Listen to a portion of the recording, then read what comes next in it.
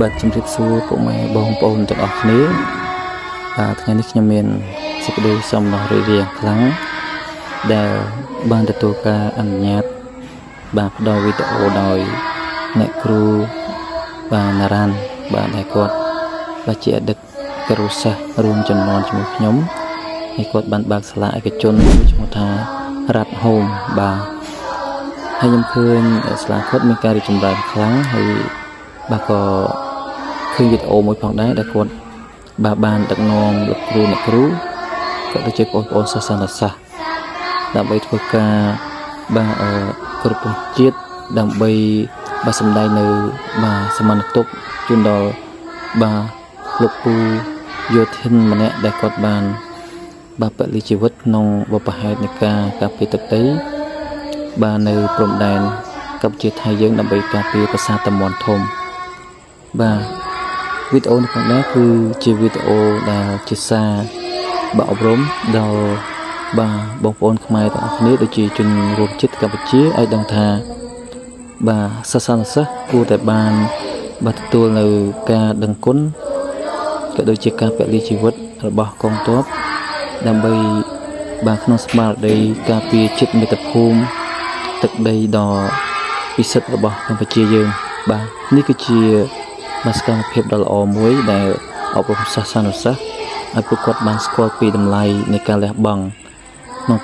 ការពារក៏ដូចជាអភិរក្សនៅដែនដីសវណ្ណភូមិដ៏អស្ចារ្យរបស់យើងគឺប្រាសាទតាមាន់ធំបាទហើយក្នុងសកម្មភាពនៃការដឹកនាំសិស្សច្រៀងចម្រៀងនោះផងដែរគឺគាត់បានដឹកនាំសិស្សច្រៀងចម្រៀង3បទដែលបទទី1គឺបទនគររាជដែលបទទី2គឺបទពងសាវតាខ្មែរហើយនឹងបទទី3គឺដែនដីខ្មែរប្រែថាសវណ្ណភូមិបទទាំង3នេះគឺជាបទដែលមានអត្ថន័យនិងខ្លឹមសារមែនទែនដែលបាទតាមសាលាបាទក្នុងប្រទេសកម្ពុជាយើងបាទតែងតែបានច្រៀងបាទដើម្បីបាទពំនាំនៅអត្ថន័យបាទដើម្បីឲ្យកូនសិស្សបាទយល់បាទដឹងទាំងអស់គ្នាថាតើដែនដីខ្មែរយើងមានវប្បធម៌រីធម៌យ៉ាងម៉េចមានទឹកដីធំទូលំទូលាយបាទនិងវិសាលភាពយ៉ាងណាដែរបាទនេះគឺជាចំណុចសំខាន់ដែលបាទតាមសាលានីមួយៗបានអប់រំដល់សិស្សនិស្សិតឲ្យបានច្រៀងទាំងអស់គ្នាបាទហើយសូមកោតសរសើរដល់សាលារ៉ាត់ហូមដែលគាត់បានបាទពំនាំនៅបទចម្រៀង3បទនេះដែលមានខ្លឹមសារបាទនិងជាអត្ថន័យអប់រំដល់សិស្សនិស្សិតបានច្រៀងក្នុង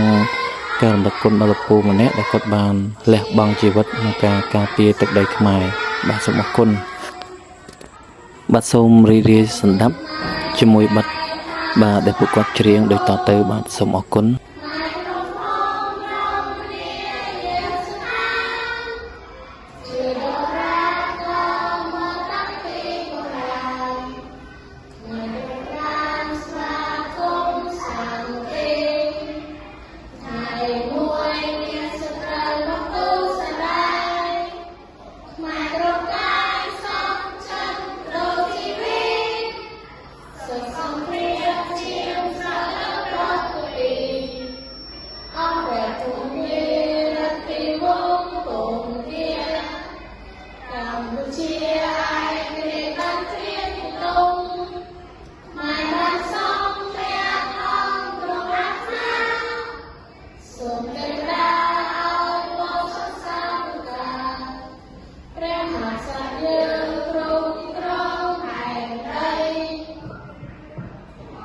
ក្នុងនាមខ្ញុំជាជនជាតិខ្មែរយើងខ្ញុំទាំងអស់គ្នាសូមចូលរួមរំលែកទុក្ខចំពោះគ្រួសារសព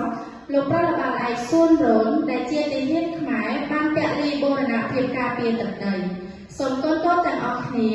ស្ងប់ស្ងាត់មួយនាទីដើម្បីជាការកាន់ទុក្ខនិងគោរពដល់វិញ្ញាណក្ខន្ធលោកអមទាហានរបស់យើងបាទវីដេអូនេះផងដែរនាំមកជូនដោយសាលារ៉ាត់ហូម